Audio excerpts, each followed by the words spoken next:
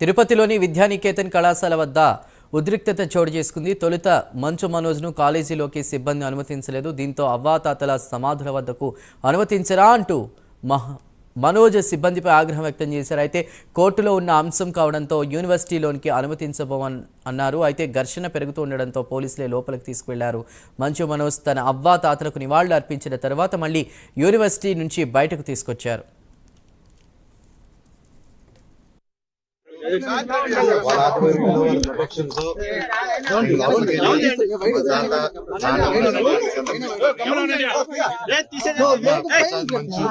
సమాధికి దండం పెట్టుకొని కొంచెం మనసులో ఉండేది మనసులో వాళ్ళు ప్రార్థించుకొని ఇవన్నీ ఎందుకు జరుగుతున్నాయో తెలియట్లేదు. జరగకూడదు. దీనికి ఎందుకని నాకు పరిష్కారం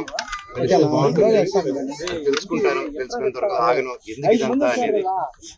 అండ్ జస్ట్ ఒక స్టూడెంట్స్ కోసం అండ్ ఇక్కడున్న లోకల్ ప్రజల కోసం ప్రైవేట్ హాస్టల్స్ మీద జరిగే అన్యాయాలు వీటిని నేను క్వశ్చన్ చేశాను, మెసేజ్ చేశాను. దానికి ఈ రోజు నన్ను హైదరాబాద్ ఇంట్లో రానియకుండా ప్రయత్నించడం నా పిల్లలు ఉండగా, అలాగే మా అమ్మగారి బర్త్డే రోజున చక్కెర పోయడం, మళ్ళీ నేను ఊర్లో ఆలగడ్డకి వెళ్ళిన వెంటనే మా అమ్మని బ్రెయిన్ వాష్ చేసి ఇక్కడ సైన్ పెట్టమని, ఆవిడకి ఏం తెలుస్తుంది సైన్ టైప్ చేసుకుని సైన్ చేయమంటే చేస్తారు ఆవిడ.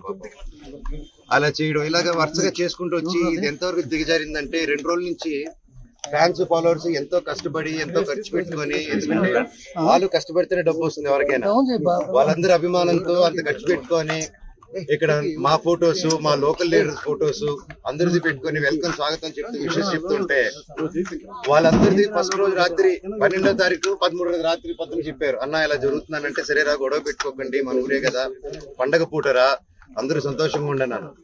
మళ్ళీ నెక్స్ట్